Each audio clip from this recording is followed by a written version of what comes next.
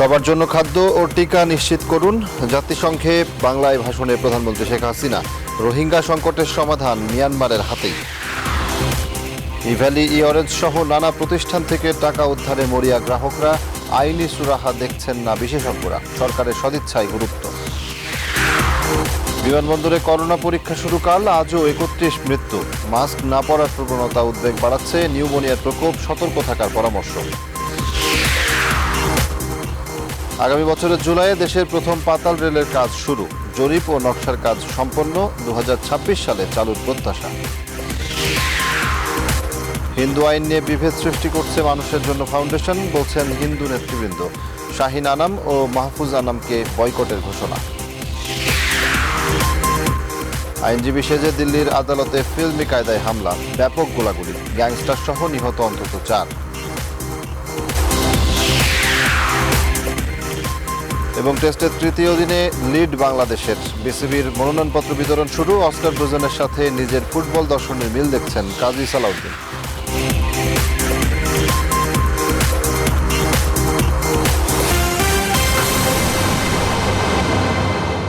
স্বাগত নিউজ 24 সংবাদে, আপনাদের সঙ্গে আছি আমি সজল দাস। অনুন্নত রাষ্ট্রের নাগরিকদের জন্য টিকা নিশ্চিত করার আহ্বান জানিয়েছেন প্রধানমন্ত্রী শেখ হাসিনা। বলেছেন, লক্ষ লক্ষ মানুষকে টিকার বাইরে রেখে টেকসই উন্নয়ন সম্ভব নয়।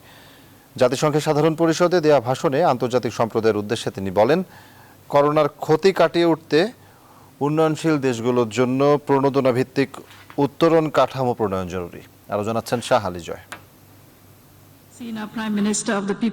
17তম বারের মতো জাতিসংঘে বাংলাদেশের প্রতিনিধিত্ব করছেন প্রধানমন্ত্রী শেখ হাসিনা। রীতি অনুযায়ী সাধারণ পরিষদে এবারও নিজের বক্তব্য তুলে ধরেন মাতৃভাষা বাংলায়। মাননীয় সভাপতি, ভাষণে বাংলাদেশের অর্জন এবং অগ্রগতির চিত্র যেমন উঠে আসে, তেমনি গুরুত্ব পায় করোনা পরিস্থিতিও। শেখ হাসিনা বলেন, বিশ্বের প্রতিটি নাগরিকের জন্য করোনা টিকা নিশ্চিত করতে হবে। আমরা ধনী ও দরিদ্র দেশগুলোর মধ্যে টিকা বৈষম্য বাড়তে দেখেছি। জরুরি ভিত্তিতে এই বৈষম্য দূর করতে হবে। লক্ষ লক্ষ মানুষকে টিকা থেকে দূরে রেখে কখনোই টেকসই পুনরুদ্ধার সম্ভব নয়।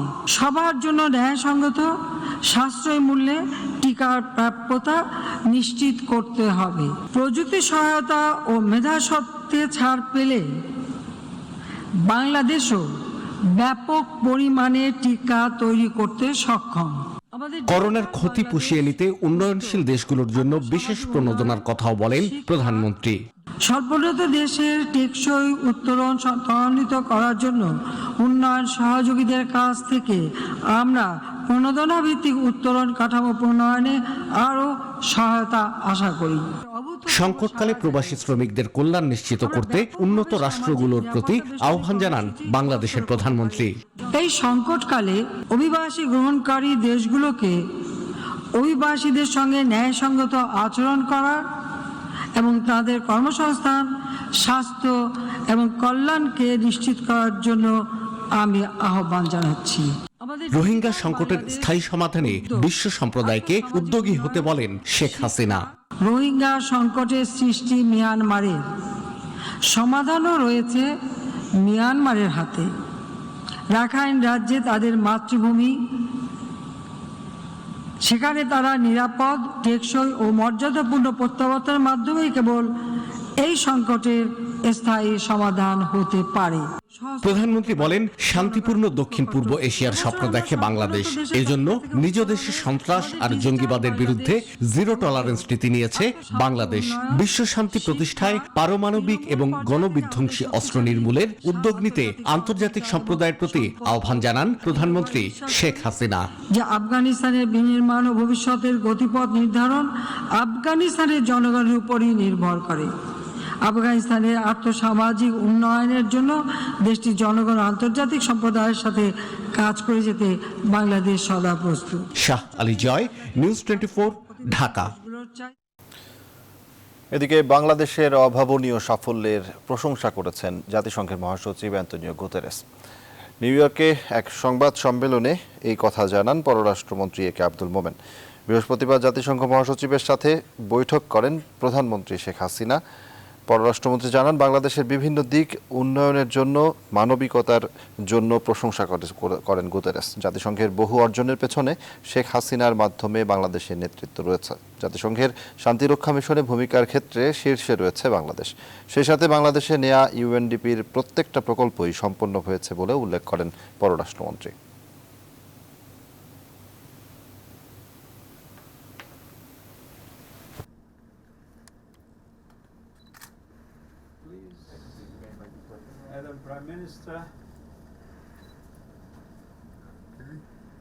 অ্যান্টনি গুটেরেসের সেখানে মিটিং হয়, সেইখানে তারা মাননীয় প্রধানমন্ত্রী বাংলাদেশের প্রশংসা করে, বিভিন্ন দিক থেকে উন্নয়নের জন্য, মানবিকতার জন্য তারা খুব প্রশংসা করে। আমাদের পিস কিপিং ভালো করতেছে এবং আরো অন্যান্য জায়গায় আমাদের পিস কিপার যে দেশে কাজ করতেছে সেখানে they have created a brand name and a repute. সুতরাং আমরা অন্যান্য জায়গাও আমাদের নিয়োগ করার জন্য আমরা আহ্বান জানিয়েছি। বছরে মাননীয় প্রধানমন্ত্রী ৬,০০০ উপাস্ত ফ্যামিলিকে কক্সবাজারে বাড়িঘর বানিয়ে দিয়েছেন। আমরা নিজের পয়সা দিয়ে করতেছি। This people should come forward and help us at least they share. দেশেহারা এখন ইভ্যালি, ই-অরেঞ্জ সহ বেশ কয়েকটি প্রতিষ্ঠানে বিনিয়োগকারীরা। টাকা উদ্ধারে মরিয়া, গ্রাহকরা আন্দোলন সংগ্রামও করছেন নিয়মিত। কিভাবে টাকা পাওয়া যাবে সেই প্রশ্নই আসছে ঘুরে ফিরে। তবে ইতিহাস বলছে, এই ধরনের প্রতিষ্ঠানে বিনিয়োগ করে অর্থ ফিরে পাওয়ার নজির নেই। ইভ্যালি, ই-অরেঞ্জের গ্রাহকদের ক্ষেত্রেও কি ঘটবে তারই পুনরাবৃত্তি? উত্তর খোঁজার চেষ্টা করেছেন সহকর্মী সুলতান আহমেদ। চলতি শতাব্দীর শুরুর দিকের কথা। যুব কর্মসংস্থান সোসাইটি বা যুবক নামের প্রতিষ্ঠানটি গ্রাহককে অতি মুনাফার লোভ দেখিয়ে হাতিয়ে নেয় কোটি কোটি টাকা। 2007 সালে তাদের কার্যক্রম বন্ধ করে বিনিয়োগকারীদের টাকা ফেরত দিতে নির্দেশনাও আসে। তবে 14 বছরেও 3,04,000 গ্রাহক তাদের পাওনা 2,600 কোটি টাকা ফেরত পায়নি। একসময় পল্টন কাকরাইল এলাকায় সরব ছিল ডেস্টিনির গ্রাহকদের উপস্থিতি। 2012 সালে সেই প্রতিষ্ঠানের মালিক সহ কয়েকজনের বিরুদ্ধে 4,119 কোটি টাকা হাতিয়ে নেওয়া ও পাচারের অভিযোগে মামলা হয়। সেই মামলায় তারা রয়েছেন কারাগারে। তবে এখন পর্যন্ত কোনো টাকাই ফেরত পায়নি গ্রাহকরা। 10 মাসে স্বর্ণের ব্যবসা করে বিনিয়োগ দ্বিগুণ করে দেওয়ার প্রলোভন নিয়ে গ্রাহকের 6,000 কোটি টাকা হাতিয়ে নেয় ইউনিপে টু ইউ। প্রতারণার অভিযোগে তাদের কাছ থেকে জব্দ করা হয় 420 কোটি টাকা। উচ্চ আদালতের রায়ের পরও 1 টাকাও ফেরত পায়নি গ্রাহকরা। যুবকের সম্পদ আছে, ডেস্টিনির সম্পদ আছে, সেই সম্পদ একসময় সিজ করা হয়েছে। আজকে তার ভ্যালুটা কি আছে?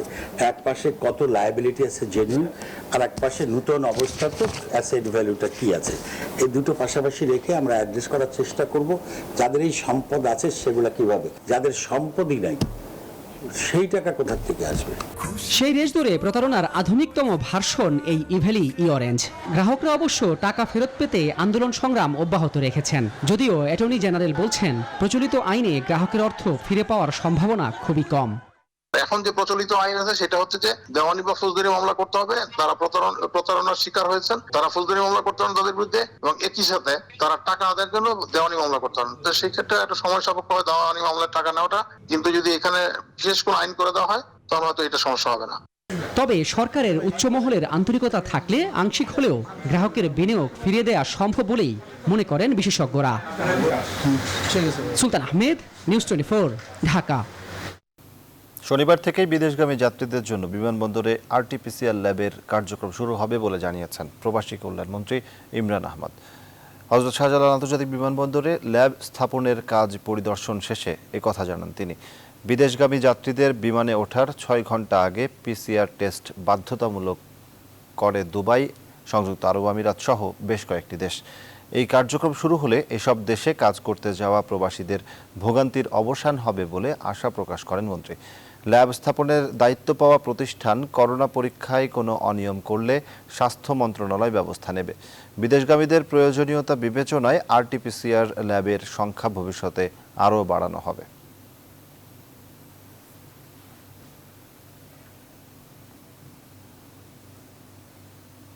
যারা উদ্যোক্তারা যারা আছেন 6 জন, ওনারা কিন্তু আজকে রাত্রে রেডি হয়ে যাবে। এই পিসিআর টেস্ট না থাকার কারণে আপনার এয়ারলাইনরা দুবাই আর আবুধাবির ফ্লাইটগুলি কিন্তু প্যাসেঞ্জার বুকিং দিচ্ছিল না, আমি যতদূর জানি।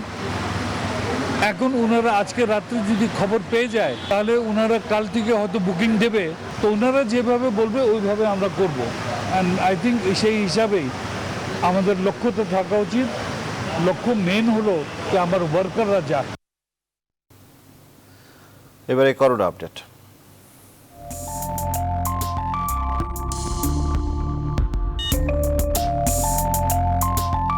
কাপটা ভালো করে ধুয়ে এক কাপটা। কাপ তো ভালো করে ধুইতেছি, তা আপনি হাতটা দিবেন না? চাচা মাস্কটা ঠিক করে পড়েন। মাছ পয়লা চা খামু কেমনে? খাওয়ার আগে নামাইবেন, খাওয়ার পরে উঠাইবেন। নিয়ম মেনে সবাই একসাথে করোনা ঠেকাই। দেশে করোনা ভাইরাসে আক্রান্ত হয়ে গত 24 ঘন্টায় আরও 31 জনের মৃত্যু হয়েছে। এ সময়ে নতুন রোগী শনাক্ত হয়েছে আরও 1233 জন। শুক্রবার স্বাস্থ্য অধিদপ্তর জানিয়েছে এখন পর্যন্ত দেশে মোট শনাক্ত কোভিড রোগীর সংখ্যা 15,49,553 জন, আর তাদের মধ্যে মারা গেছেন 27,368 জন। একদিনে সারা দেশে 27,000-এর বেশি নমুনা পরীক্ষার বিপরীতে শনাক্তের হার দাঁড়িয়েছে 4.54%। দেশে 6.5 মাস পর দৈনিক নমুনা পরীক্ষার বিপরীতে শনাক্ত কোভিড রোগীর হার গত মঙ্গলবার 5%-এর নিচে নেমে এসেছিল।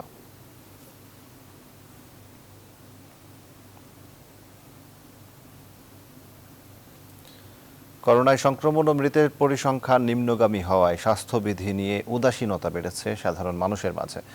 শুক্রবার রাজধানী সহ দেশের বিভিন্ন স্থানে দেখা যায় মাস্ক ছাড়া ঘরের বাইরে বেরিয়েছেন অসংখ্য মানুষ। জনস্বাস্থ্য বিশেষজ্ঞদের আশঙ্কা, মানুষের এমন গা ছাড়া ভাব দ্রুত আনতে পারে করোনার তৃতীয় ঢেউ। বিস্তারিত মাহমুদুল হাসানের রিপোর্টে। লকডাউনের সময় পেরিয়ে দেশের সবকিছুই যেন স্বাভাবিক এখন। রাজধানীর বিমানবন্দর সড়কের চিত্র বেশিরভাগ মানুষই ভুলে গেছে করোনার কঠিন দিনগুলোর কথা। এমন উদাসীন চলাচলে সৃষ্টি হচ্ছে নতুন সংকট। বাস, ট্রেন কিংবা বিমানবন্দরের উন্মুক্ত স্থানে দেখা মিলছে অসংখ্য মানুষের।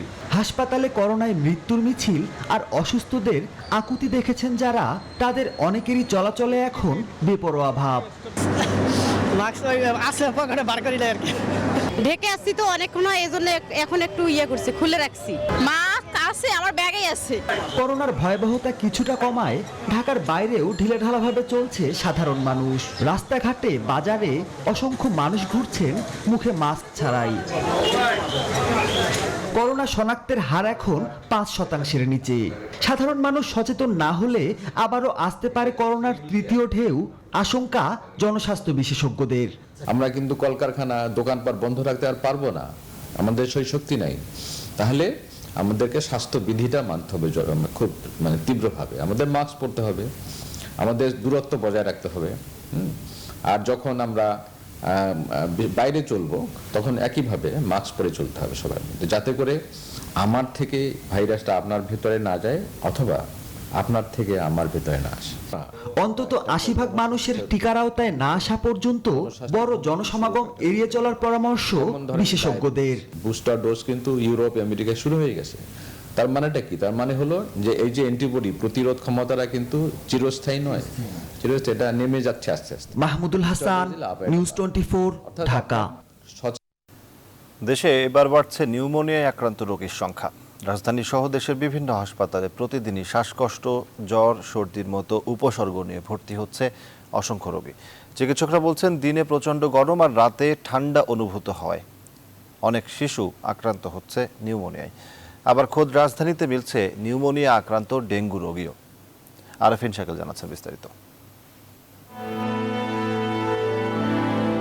নিউমোনিয়া ভাইরাস, ব্যাকটেরিয়া, ফাঙ্গাস ও টিবির জীবাণুর মাধ্যমে মূলত নিউমোনিয়া ছড়ায়, যা একজন মানুষের ফুসফুস ও শ্বাসতন্ত্রকে আক্রান্ত করে। শীতকালে বয়স্ক শিশুদের মধ্যে এই রোগের প্রাদুর্ভাব বেশি দেখা যায়। আর এসব কারণেই বর্তমানে করোনা ভাইরাস পরিস্থিতিতে নিউমোনিয়া এক আতঙ্কের কারণ হয়ে দাঁড়িয়েছে।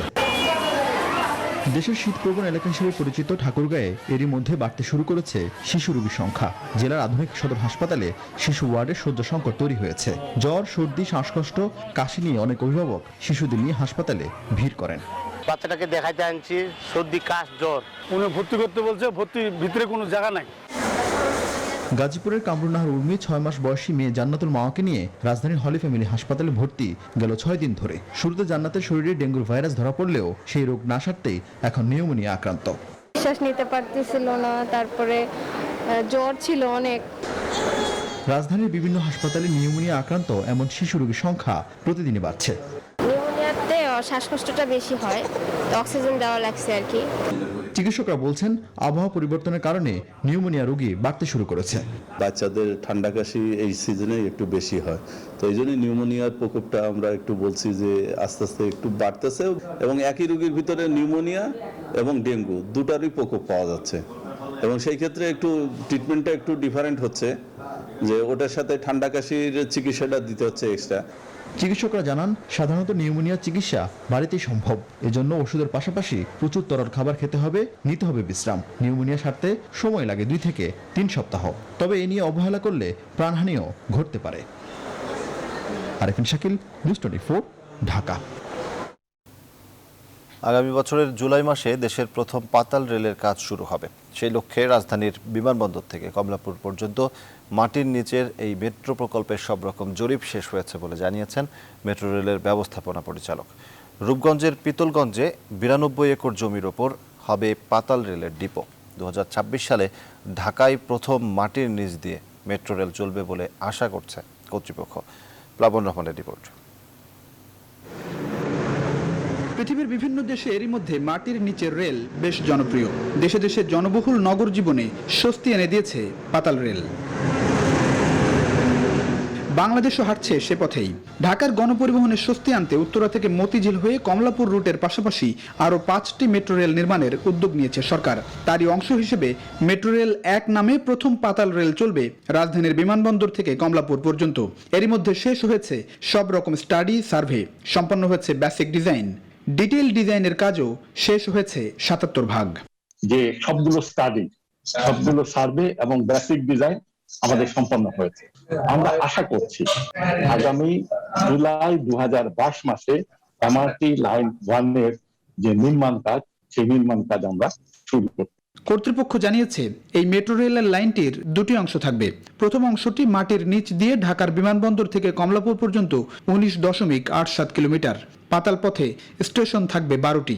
অন্যদিকে নতুন বাজার থেকে পূর্বাচল পর্যন্ত 11.36 কিলোমিটার হবে উড়াল পথ। স্টেশন থাকছে 7টি। নতুন বাজারে থাকবে ইন্টারচেঞ্জ, যা ব্যবহার করে যাত্রীরা বিমানবন্দর থেকে পূর্বাচল এবং পূর্বাচল থেকে বিমানবন্দর যাতায়াত করতে পারবেন। দ্বিতীয় যে ভূমি অধিগ্রহণের কাজ, এটা প্রায় শেষ পর্যায়ে আছে। আমরা এখন দ্বিতীয় যে ভূমি উন্নয়ন, এই কাজটা করার জন্য আমরা 15 ফেব্রুয়ারি 2021 তারিখ আমরা ইউআই আহ্বান করেছি। ইউআই আহ্বান করার পরে আমরা যে আরএফপি ইস্যু করব, সেই আরএফপিতে আমরা জায়গা সম্মতির জন্য আমরা প্রেরণ করেছি। আমরা আশা করি যে দ্রুতই আমরা থেকে পেয়ে যাব, জায়গা থেকে সম্মতি। এই রেল লাইন নির্মাণে খরচ ধরা হয়েছে 52,561 কোটি টাকা। রাজধানী ঢাকায় প্রথম পাতাল রেলের জন্য 25টি ট্রেন কেনা হবে বলে জানিয়েছে কর্তৃপক্ষ। প্রতিটি ট্রেনে থাকবে 8টি করে কোচ, আর এক একটি ট্রেনে একসাথে 3088 জন যাত্রী পরিবহন করা যাবে। পুরো পথে প্রতিদিন 8 লাখ যাত্রী পরিবহন সম্ভব বলে আশাবাদী ঢাকা মেট্রো রেল কর্তৃপক্ষ। প্লাবন রহমান, নিউজ 24, ঢাকা। মানুষের জন্য ফাউন্ডেশনের লাইসেন্স বাতিলের দাবি জানিয়েছে হিন্দু আইন পরিবর্তন প্রতিরোধ সম্মিলিত পরিষদ। একই সাথে সংগঠনটি মানুষের জন্য ফাউন্ডেশনের প্রধান নির্বাহী শাহিন আনাম ও ডেইলি স্টারের সম্পাদক মাহফুজ আনামকে বয়কট করার ঘোষণাও দিয়েছে। শুক্রবার ঢাকা রিপোর্টার্স ইউনিটিতে অনুষ্ঠিত সংবাদ সম্মেলনে এই দাবি জানান বক্তারা। বলেন, হিন্দু আইন পরিবর্তনের প্রস্তাবনার মাধ্যমে হিন্দুদের নিজেদের মধ্যে ও সরকারের সাথে বিভেদ সৃষ্টির পায়তারা করা হচ্ছে। নাইমাল জিকর প্রতিবেদন। মানুষের জন্য ফাউন্ডেশনের দেয়া হিন্দু পারিবারিক আইন পরিবর্তনের প্রস্তাবনার প্রতিবাদে এই সংবাদ সম্মেলন। হিন্দু আইন পরিবর্তন প্রতিরোধ সম্মিলিত পরিষদের ব্যানারে আয়োজিত সংবাদ সম্মেলনে বক্তারা সনাতন ধর্মে নারীর অধিকার তৈরি আইন তুলে ধরেন। যদি ছেলে না থাকে তাহলে মেয়েরা ওই সম্পত্তি সম্পূর্ণ ওনার। এই সময় মানুষের জন্য ফাউন্ডেশনের প্রধান নির্বাহী শাহিন আনাম ও ডেইলি স্টারের সম্পাদক মাহফুজ আনামকে বয়কট করার ঘোষণা দেওয়া হয়। এই আইন পরিবর্তন আমরা চাই না। যারা এখন এটার বিরোধিতা করছেন তাদেরকে বলবো, এখনো সময় আছে, আপনারা ভুল শুধরে নিন। মানুষের জন্য ফাউন্ডেশনের যে এনজিও, ওনাদেরকে বলবো আপনাদের শুভবুদ্ধির উদয় হোক। নামটা হচ্ছে মানুষের জন্য ফাউন্ডেশন, আসলে মানুষের ধ্বংসের জন্য ফাউন্ডেশন। এই ফাউন্ডেশনের বিরুদ্ধে আমরা ঘৃণা প্রকাশ করি। তাদেরকে আমরা বয়কট করব। হিন্দু পারিবারিক আইন পরিবর্তনের প্রস্তাবনার মধ্য দিয়ে সনাতন ধর্মাবলম্বীদের মধ্যে বিভেদ সৃষ্টির চেষ্টার অভিযোগে তাদের বিরুদ্ধে আইনানুগ ব্যবস্থা গ্রহণের দাবিও জানান বক্তারা। বলেন, শাহিন আনাম ও মাহফুজ আনাম এই প্রস্তাবনার মাধ্যমে সরকারের সাথে সনাতন ধর্মাবলম্বীদের বিভেদ সৃষ্টির পায়তারা করছে। আজকে 3টে এনজিওর কারণে হিন্দু সমাজ আজকে দ্বিধে বিভক্ত হয়ে গেছে, এটা তো আগে ছিল না কোনোদিন। সনাতন ধর্মের যে সম্প্রীতি রয়েছে সেটিকে ভুলুণ্ঠিত করার জন্য, সেটির মধ্যে বিদ্বেষ সৃষ্টি করার জন্য তাদের এই পায়তারা। আন্তর্জাতিকভাবে এই সরকারকে ছোট করার জন্য তারা এটা গভীর ষড়যন্ত্র করছে। হিন্দু পারিবারিক আইন পরিবর্তনের প্রস্তাবনা প্রত্যাহার করে সনাতন ধর্মাবলম্বীদের কাছে শাহিন আনাম ও মাহফুজ আনাম ক্ষমা না চাইলে তাদের বিরুদ্ধে কঠোর অবস্থানে যাওয়ার কথাও জানান তারা। ওনারা যদি ক্ষমা না চান এবং ওনারা যদি এর থেকে পিছিয়ে না পড়েন, এখন আমাদের আন্দোলনের সময় হয়েছে। নাইম আল চিকো, নিউজ 24, ঢাকা। শুধু ঢাকা বিভাগেই ৩,৫০০ মাদক কারবারি রয়েছে বলে জানিয়েছে মাদকদ্রব্য নিয়ন্ত্রণ অধিদপ্তর। তালিকা ধরে মাদক কারবারিদের বিরুদ্ধে অভিযান শুরু করেছে সংস্থাটি। শুক্রবার সংস্থার ঢাকা মেট্রো উত্তরের কার্যালয়ে অনুষ্ঠিত সংবাদ সম্মেলনে এই তথ্য জানানো হয়। এদিকে রাজধানীতে একাধিক অভিযান চালিয়ে ৯০ লাখ টাকা মূল্যের ৫৬০ গ্রাম আইস ও ইয়াবা জব্দ করা হয়েছে মাদকদ্রব্য নিয়ন্ত্রণ অধিদপ্তরের পক্ষ থেকে। বিস্তারিত জানাচ্ছেন মৌ খন্দকার। নতুন মাদক আইসের ভয়াবহতা বাড়ছে। আইন শৃঙ্খলা বাহিনীর কঠোর নজরদারির কারণে প্রায় প্রতিদিনই ধরা পড়ছে আইস সহ বিভিন্ন মাদকের ছোট বড় চালান। সবশেষ রাজধানীতে অভিযান চালিয়ে ৯০ লাখ টাকা মূল্যের আইস ও ইয়াবা জব্দ করেছে মাদকদ্রব্য নিয়ন্ত্রণ অধিদপ্তর। শুক্রবার এক সংবাদ সম্মেলনে মাদকদ্রব্য নিয়ন্ত্রণ অধিদপ্তর জানায়, যারা ইয়াবার কারবার করছে তারাই মিয়ানমার থেকে আইস আনার ক্ষেত্রে জড়িত।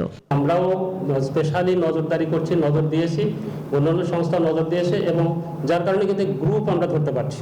রাতে কারবারটা বেশি করছে, দিনের চেয়ে রাতে তারা নিরাপদ মনে করছে। আমরা সেভাবে কৌশল পরিবর্তন করছি। এদিকে রাজধানীর অভিজাত এলাকায় হাউস পার্টিগুলো ও মাদকের আখড়া হয়ে উঠেছে। উচ্চবিত্ত পরিবারের তরুণ তরুণীদের টার্গেট করে মাদক ব্যবসায়ীরা আইস ছড়িয়ে দিচ্ছে সর্বত্র, এমনকি তাদের ডিলার হিসেবেও ব্যবহার করছে। মাদক ব্যবসায়ীরা সত্যি বলতে কি যে তারা যারা নিচের লেভেলে কাজ করে, এরা এত বেশি শক্ত এবং এমনভাবে তাদেরকে ট্রেন আপ করা হয় যে তারা তাদের যে মূল হোতা, তাদের যে গডফাদার, কিংপিন, তাদের নামটা সহজে বলতে চায় না। যত কৌশলে অ্যাপ্লাই করা হয় তাদের বলতে চায়। তরুণ প্রজন্মের সুরক্ষায় বিশেষজ্ঞরা কঠোরভাবে মাদক ব্যবসায়ীদের ঠেকানোর পরামর্শ দিয়েছেন। এরপরে মৌ খন্দকার, নিউজ 24, ঢাকা। ছিল না। আওয়ামী লীগ সাধারণ সম্পাদক ওবায়দুল কাদের বলেছেন, দেশের মানুষ ভালো আছে বলে বিএনপি ভালো নেই। কারণ আওয়ামী লীগ দেশের উন্নয়নে বিশ্বাস করে আর বিএনপি বিশ্বাস করে নিজেদের পকেটের উন্নয়নে।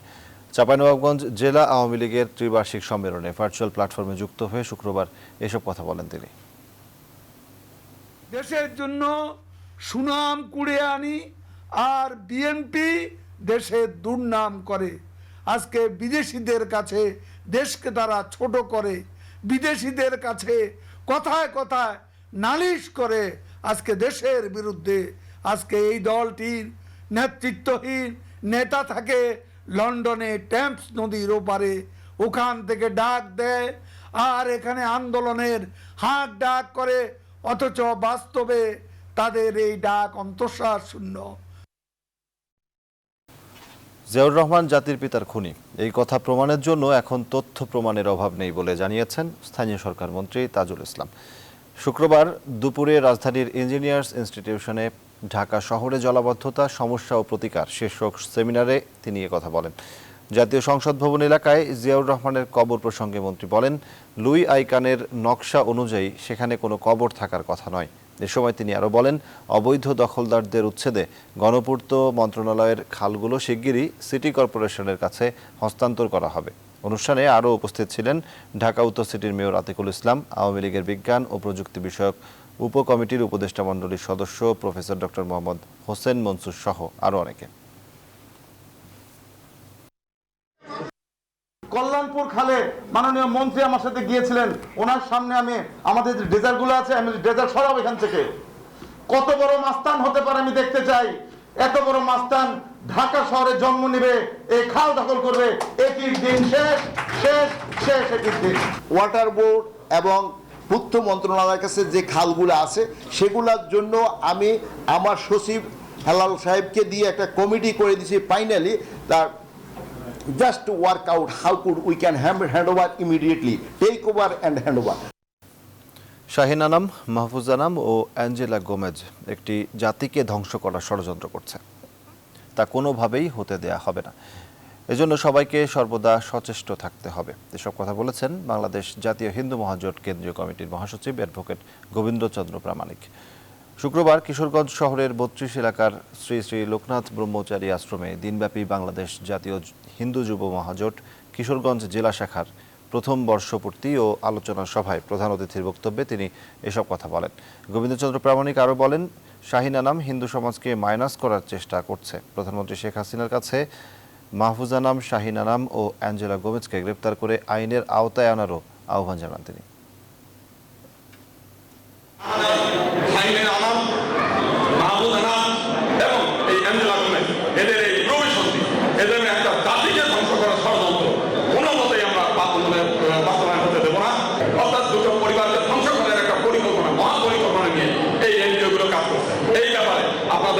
সর্বদা সচেতন থাকতে হবে। নানান ধরনের মুখরোচক, নানান ধরনের উস্কানিমূলক বক্তব্য, নানান ধরনের বলাকৌশলমূলক ঝালকাঠিতে ৪৯ বছর পর যুবলীগের বর্ধিত সভা অনুষ্ঠিত হয়েছে। দীর্ঘদিনেও জেলায় যুবলীগের পূর্ণাঙ্গ কোনো কমিটি না থাকায় এই সভাকে কেন্দ্র করে স্থানীয় নেতাকর্মীরা ব্যাপক উচ্ছ্বসিত। তারা আশা করছেন এই সভার পর অতি দ্রুত সম্মেলনের মাধ্যমে যুবলীগের পূর্ণাঙ্গ জেলা কমিটি ঘোষণা করা হবে, যেখানে ত্যাগী নেতাকর্মীরা স্থান পাবেন।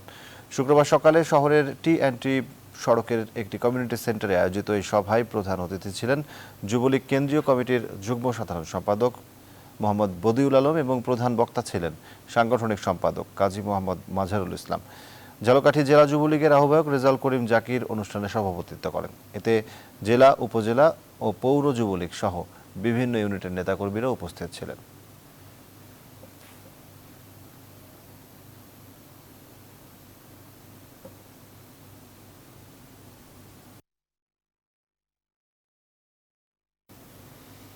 জাতিসংঘের এসডিজি অগ্রগতি পুরস্কার পাওয়ায় প্রধানমন্ত্রী শেখ হাসিনাকে অভিনন্দন জানিয়ে গাজীপুরে আনন্দ মিছিল ও সমাবেশ করেছে মহানগর আওয়ামী লীগ। শুক্রবার বিকেলে ঢাকা-ময়মনসিংহ মহাসড়কের চান্দনা চৌরাস্তা থেকে টঙ্গী পর্যন্ত বিভিন্ন পয়েন্টে আনন্দ মিছিল করে। স্থানীয় ইউটিসি মাঠে আয়োজিত আনন্দ সমাবেশে মহানগর আওয়ামী লীগের সাধারণ সম্পাদক সিটি মেয়র জাহাঙ্গীর আলম ছাড়াও সাবেক এমপি কাজী মোজাম্মেল হক সহ বিভিন্ন গণসংগঠনের নেতৃবৃন্দ বক্তব্য রাখেন। এ সময় দেশের উন্নয়ন এবং সুনাম রক্ষায় প্রধানমন্ত্রীকে অভিনন্দন জানায় দলীয় নেতাকর্মীরা।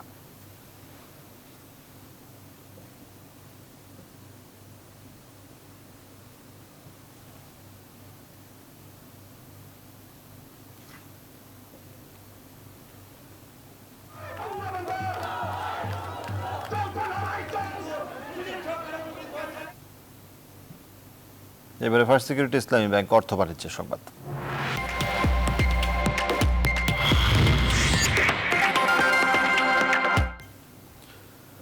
আমদানির পরও চট্টগ্রামে চাল সিন্ডিকেটের কারণে আরেক দফা বেড়েছে সব ধরনের চালের দাম। সপ্তাহ ব্যবধানে চালের দাম বস্তা প্রতি পাইকারিতে বেড়েছে ১৫০ টাকা পর্যন্ত। এর প্রভাব পড়েছে খুচরা বাজারেও। নয়ন বুড়াজয়ের তথ্যচিত্রে ডেস্ক রিপোর্ট। কিছুদিন আগেও চাল আমদানির খবরে চট্টগ্রামের সবচেয়ে বড় চালের মোকাম পাহাড়তলী এবং চাকতাই খাতুনগঞ্জে কমে সব ধরনের চালের দাম। এখনও আমদানি চালের পাশাপাশি দেশীয় চালে ভরপুর চালের মোকাম। তবুও নানা অজুহাতে আবারও বেড়েছে সব ধরনের চালের দাম। পাইকাররা বলছেন উত্তরবঙ্গের সিন্ডিকেটের কারণে প্রভাব পড়েছে বাজারে।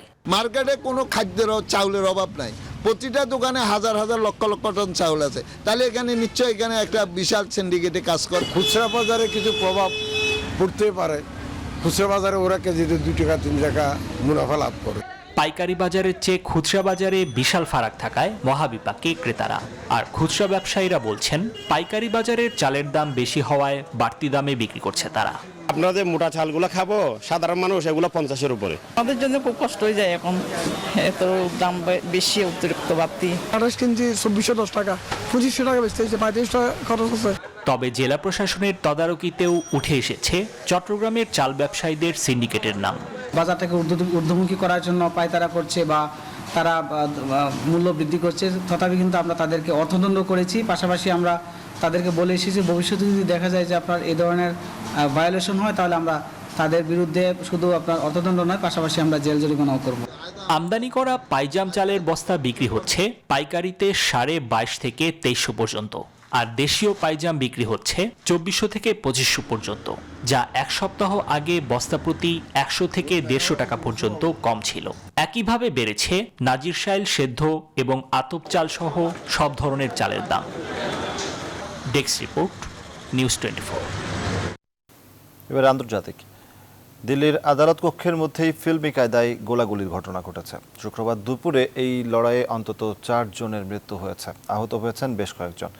উত্তর দিল্লির রোহিণীতে আদালত কক্ষের মধ্যেই আইনজীবীদের পোশাক পরে আদালত কক্ষে প্রবেশ করে কয়েকজন সন্ত্রাসী। জানা যায় এক মামলায় আদালতে আনা হয়েছিল দিল্লির গ্যাংস্টার জিতেন্দ্র গগৈকে। এ সময় তার বিরোধী গোষ্ঠী তার উপর হামলা চালায়। সন্ত্রাসীদের গুলি চালানোর মধ্যেই পাল্টা গুলি চালিয়েছে পুলিশও। এ সময় গগৈর মৃত্যু হয়, আহত হয় আরও বেশ কয়েকজন। শুক্রবারের এই ঘটনায় আদালত চত্বরের মধ্যে 35 থেকে 40 রাউন্ড গুলি চালানো হয়।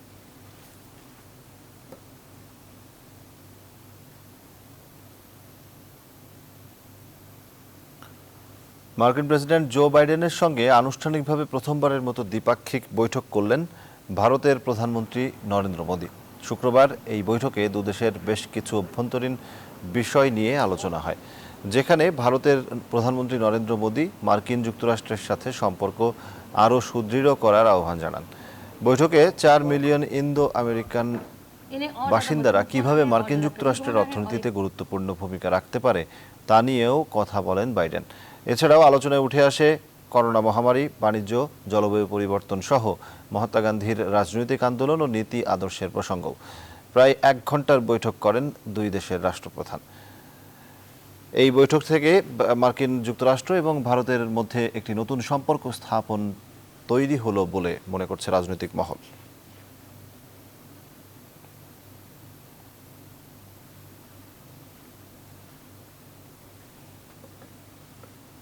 এবারে নিউজ 24 স্পোর্টস।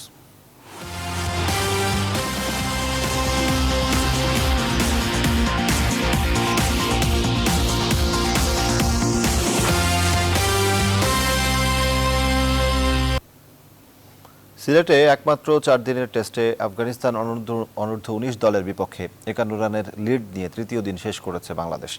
দিন শেষে আশরাফুল 14 ও আইস মোল্লা অপরাজিত রয়েছেন 40 রানে। এর আগে 8 উইকেটে 226 রান নিয়ে তৃতীয় দিন শুরু করে আফগান যুবারা। আগের দিনের সেঞ্চুরিয়ান সায়েদি 114 রানে থামার পর ফয়সাল খানের 39 রানে ভর করে প্রথম ইনিংসে 281 রানে থামে সফরকারীরা। জবাবে ব্যাট করতে নেমে ইফতেখার বিনা রানে ফিরলেও 76 রানের ইনিংস খেলেন নাবিল। এরপর খালিদ হাসান ও মাকসুদ ফিরলেও আশরাফুল ও আইস মোল্লার ব্যাটে ভর করে 4 উইকেটে 170 রান করে তৃতীয় দিন শেষ করে বাংলাদেশ অনূর্ধ্ব 19 দল।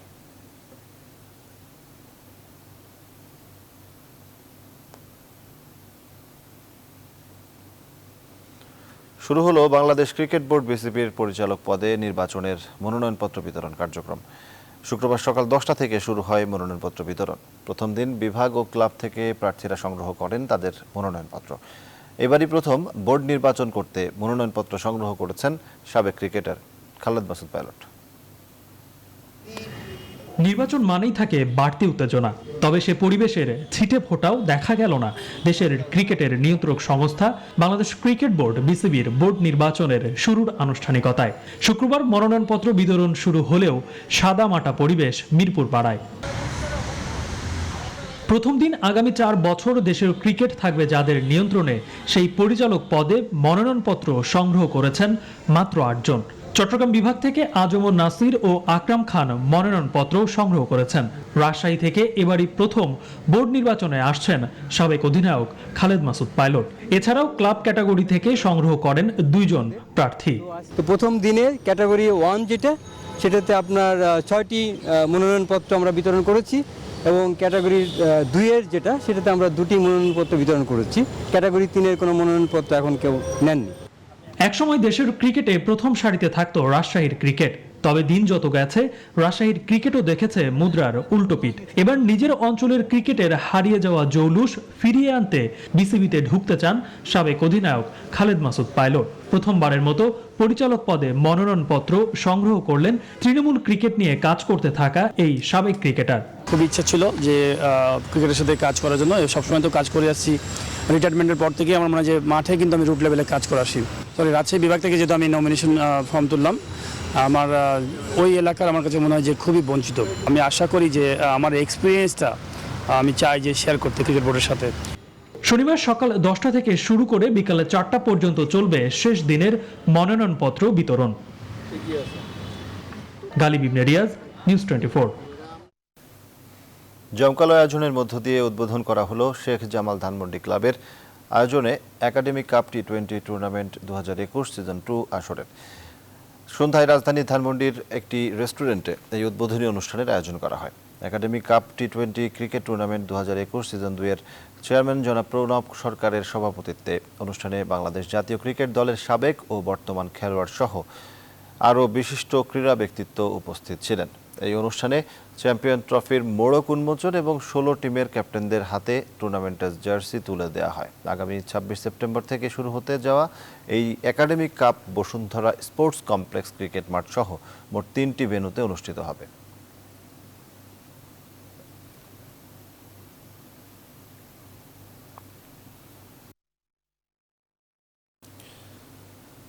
কোচ অস্কার ব্রুজেনের সঙ্গে নিজের ফুটবল দর্শনের যোগাযোগ খুঁজে পেয়েছেন বাফুফের সভাপতি কাজী সালাউদ্দিন। জাতীয় দলের দ্বিতীয় দিনের অনুশীলন দেখে এমনটাই জানালেন বাফুফে বস। বললেন, নতুন কোচের ফরমেশনে আর কৌশলে মানিয়ে নিতে খেলোয়াড়দের কোনো সমস্যা হবে না। সেই সাথে সাফে ভালো করলে ফুটবলারদের জন্য থাকছে বড় পুরস্কার। তবে কি থাকছে পুরস্কারে সেটি খুলে বলেননি বাফুফে সভাপতি। টেকনিক্যাল অ্যাসপেক্টে যেটা আলাপ করলাম, well, I found out that most of them আমার সাথে মিলে। দুই একটা জায়গায় এদিক ওদিক ছিল, সেটা আমি যখন তার সাথে ডিসকাস করলাম, সো হি অ্যাকসেপ্টস ইট। আবার ও আমাকে দুই একটা জিনিস বুঝালো যে that is that I found it everything according to my liking. Now he has gone to the team and he ওনস the team. That is the best thing, যেটা আগে আমি পিছনে আমি পাই নাই। A to Z সব বাংলাদেশের প্লেয়ার চিনে, because he buys player and he sells player and he uses player. So এর থেকে বড় অ্যাসেট তার কারো কোচের কিছু হতে পারে না। শরৎ উৎসবের খবর দিয়ে শেষ করব। ঋতুরাজ্যে শরৎ আসে অন্তহীন রূপের খেলা নিয়ে। বর্ষণ শেষে রঙের খেলায় প্রাণ ফিরে পায় প্রকৃতি। মহামারীর ক্ষিপ্রতা কাটিয়ে প্রকৃতির এই শুভ্রতা বরণ করে নিল সত্যেন সেন শিল্পগোষ্ঠী। শিল্পকলা একাডেমির উন্মুক্ত মঞ্চে বসে এই আসর। সুকন নামের জানাচ্ছেন বিস্তারিত।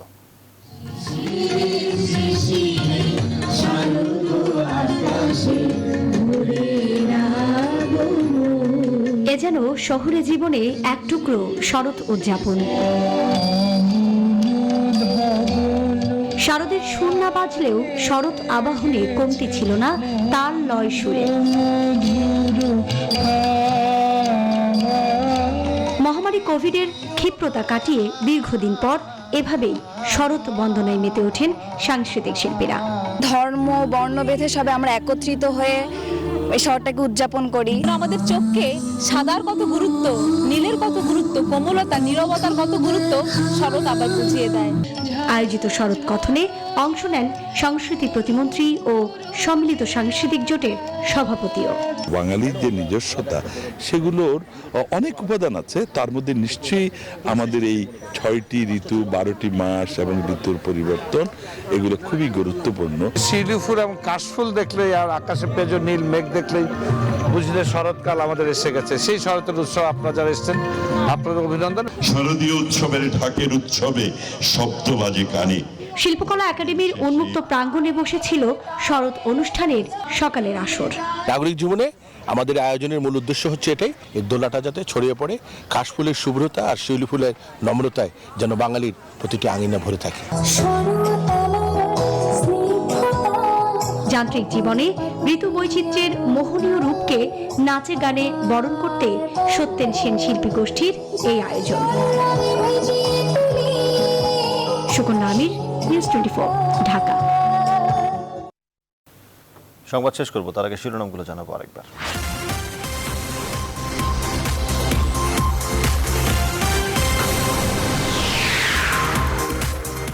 সবার জন্য খাদ্য ও টিকা নিশ্চিত করুন। জাতিসংঘে বাংলায় ভাষণে প্রধানমন্ত্রী শেখ হাসিনা। রোহিঙ্গা সংকটের সমাধান মিয়ানমারের হাতে। ইভ্যালি ইয়ারেন্স সহ নানা প্রতিষ্ঠান থেকে টাকা উদ্ধারে মরিয়া গ্রাহকরা। আইনি সুরাহা দেখছেন না বিশেষজ্ঞরা। সরকারের সদিচ্ছায় গুরুত্ব। বিমানবন্দরে করোনা পরীক্ষা শুরু কাল, আজও 31 মৃত্যু। মাস্ক না পরার প্রবণতা উদ্বেগ বাড়াচ্ছে। নিউমোনিয়ার প্রকোপ, সতর্ক থাকার পরামর্শ। আগামী বছরের জুলাইয়ে দেশের প্রথম পাতাল রেলের কাজ শুরু। জরিপ ও নকশার কাজ সম্পন্ন। 2026 সালে চালুর প্রত্যাশা।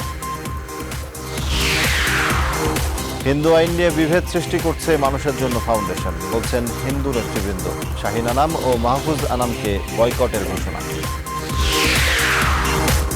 আইনজীবী সেজে দিল্লির আদালতে ফিল্মি কায়দায় হামলা, ব্যাপক গোলাগুলি, গ্যাংস্টার সহ নিহত অন্তত 4। এবং টেস্টের তৃতীয় দিনে লিড বাংলাদেশের। বিসিবির মনোনয়নপত্র বিতরণ শুরু। অস্কার ব্রুজনের সাথে নিজের ফুটবল দর্শনের মিল দেখছেন কাজী সালাউদ্দিন। এখন এ পর্যন্ত। আরো খবর ও বিশ্লেষণ জানতে ভিজিট করুন www.news24bd.tv। ধন্যবাদ সবাইকে।